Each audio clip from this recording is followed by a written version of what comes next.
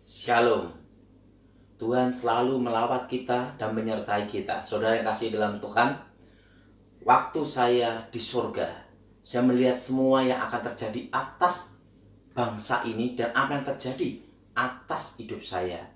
Tetapi di situ saya melihat suatu kemuliaan Tuhan. Sebelum saya akan menceritakan hal ini, saya akan menyampaikan firman Tuhan terlebih dulu. Kita baca dalam Kisah Para Rasul pasal yang keempat, ayat yang ke-12. Dan keselamatan tidak ada di dalam siapapun juga, selain di dalam Dia, sebab di bawah kolong langit ini tidak ada nama lain yang diberikan kepada manusia, yang olehnya kita dapat diselamatkan.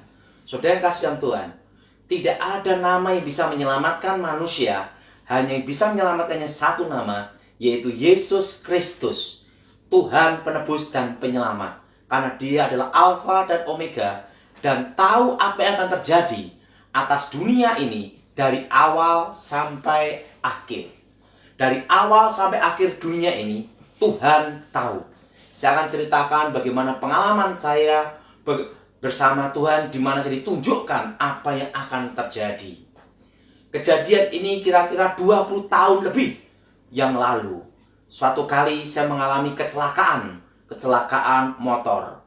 Waktu kecelakaan motor itu saya masih ingat, saya boncengan sama teman. Sebelum motor itu nabrak truk, roh saya dibawa dulu sama Tuhan. Jadi sebelum terjadi benturan antara motor dan truk, roh saya dibawa dulu dan saya melihat roh saya. Disitulah saya dibawa seorang malaikat, tingginya kira-kira 3 meter. Dan roh saya dibawa naik ke atas terus. Nah, waktu roh saya dibawa naik ke atas terus, di situ saya melihat suatu tempat di mana tidak ada matahari, bintang, dan bulan. Di situ ada tangga emas. Dan di tangga itu banyak malaikat. Dan malaikat itu memuji menyembah Tuhan seperti derau air bah. Disitulah malaikat itu bicara pada saya dalam suatu bahasa yang bukan manusia. Tapi saya mengerti apa yang dikatakan malaikat itu. Dan saya juga mengucapkan suatu bahasa. Dan bahasa itu bukan bahasa manusia, tapi bahasa surga. Jadi apa yang dikatakan malaikat itu saya tahu dan mengerti.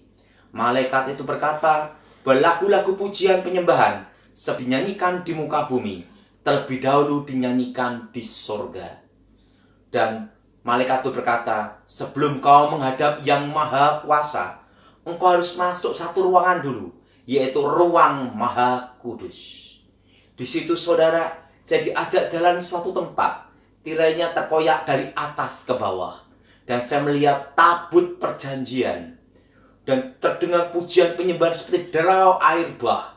Ku nyanyi haleluya, awan kemuliaan. Dan tiba-tiba saya melihat derau air bah menyanyi memuji menyembah Tuhan. Dan saya melihat tabut perjanjian.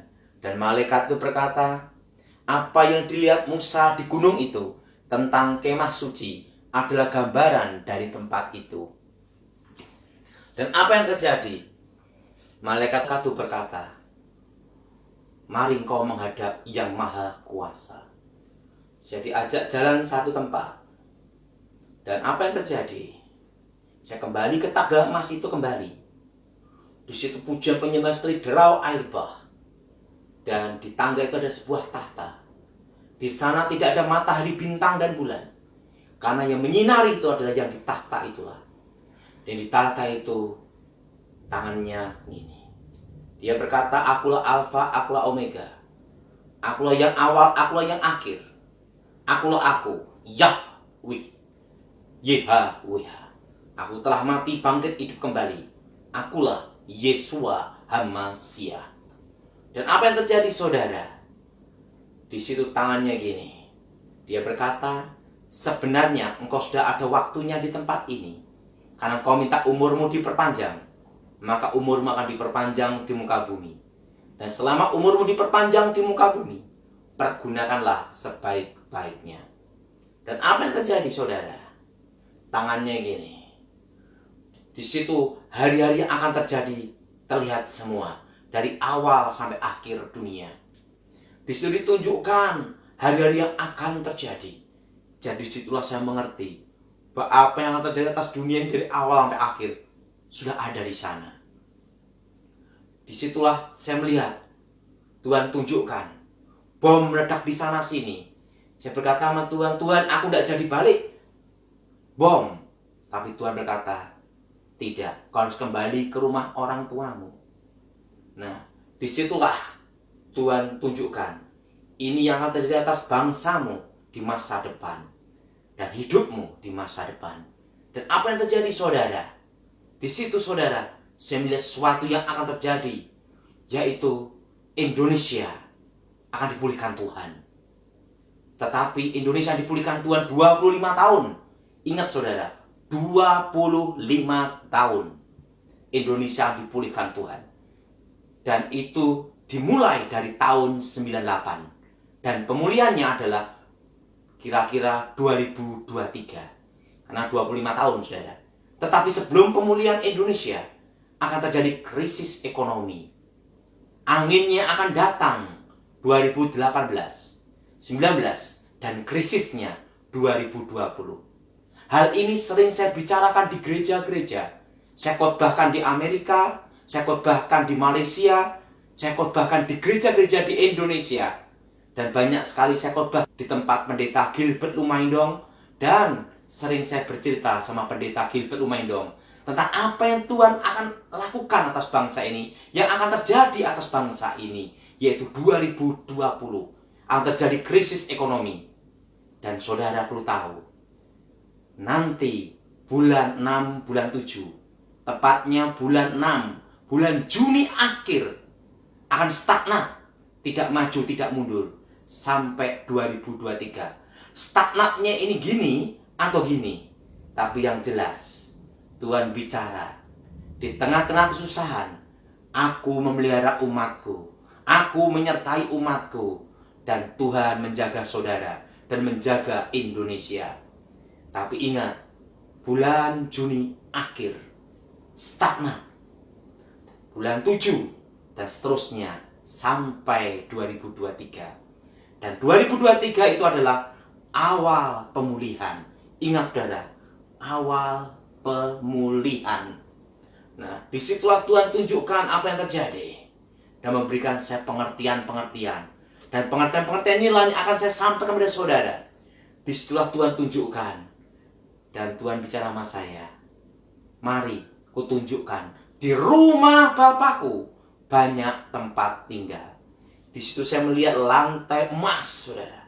Dari situ juga ada kayak pagar air mengalir, terbuat dari batu permata, ruby, blue sapphire, emerald, batu-batu mulia.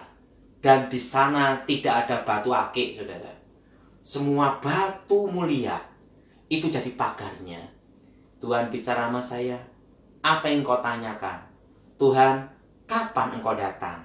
Tuhan bicara sama saya, engkau tidak perlu tahu dan tidak ada manusia yang tahu. Manusia atau malaikat tidak ada yang tahu kapan aku datang. Tapi yang perlu engkau tahu, aku menyertai umatku sampai kesudahan zaman. Dan Tuhan tunjukkan, mari kutunjukkan di rumah Bapakku banyak tempat tinggal. Jadi tunjukkan semuanya di situ. Dan Tuhan tunjukkan apa yang akan terjadi atas hidup saya. Saudara, di situ Tuhan tunjukkan nanti pada waktu engkau umur 45, Tuhan tunjukkan nanti engkau akan melayani Tuhan di mana-mana. Dan sekarang umur saya 45, dan kapan saya akan dijemput Tuhan, saya belum tahu. Tapi yang jelas Tuhan akan jemput saya. Dan apa yang terjadi? Tuhan tunjukkan apa yang terjadi. Calon istri saya yang sekarang menjadi istri saya, bahkan ditunjukkan anak saya. Padahal saya belum menikah, belum pacaran, belum kenal istri saya. Tapi saya sudah melihat anak saya yang pertama, namanya Felicia. Ditunjukkan apa yang akan terjadi, saudara. Dan apa yang terjadi? Tuhan bicara, sudah waktunya kamu kembali.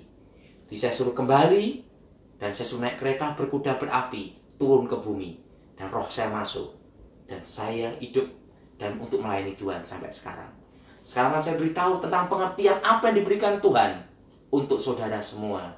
Saudara tahu, inilah pengertian Tuhan yang diberikan kepada saya untuk menghadapi krisis yang akan dimulai 2020 ini.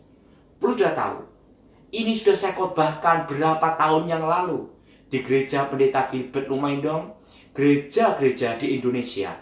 Pada waktu saya khotbah keliling di mana-mana, saya sering khotbahkan ini, saudara. Tapi ini saya ulas dan saya ulang kembali, dan pengertian apa yang Tuhan berikan. Saudara, ingat bagaimana untuk bertahan menghadapi krisis dan bagaimana saat krisis. Pengertian ini diberikan Tuhan kepada saya. Saudara, belilah tanah di pinggir-pinggir kota, dan tanah itu harus saudara kelola. Tanami pohon-pohon alpukat, duren, setelah itu nangka, buah-buahan yang jangka panjang, dan setelah itu sayur-sayuran. Di situ Tuhan memberi saya pengertian dasar manusia diciptakan Tuhan. Ingat saudara, pada waktu Tuhan menciptakan manusia, manusia diperintahkan Tuhan untuk mengelola Taman Eden. Dan ingat, artinya dasar manusia diciptakan adalah berkebun.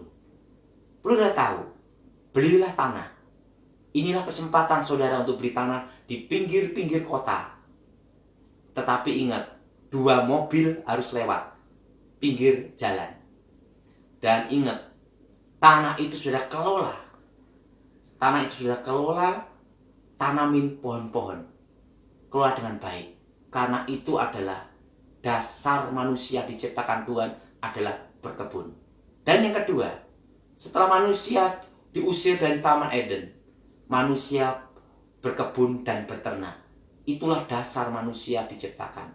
Jadi saudara, saya beritahu pada saudara, belilah tanah tahun 2020. Saudara, pinggir kota. Dan ingat saudara, karena nanti tahun 2023 pemulihan, dan ingat, semua tol akan menyambung.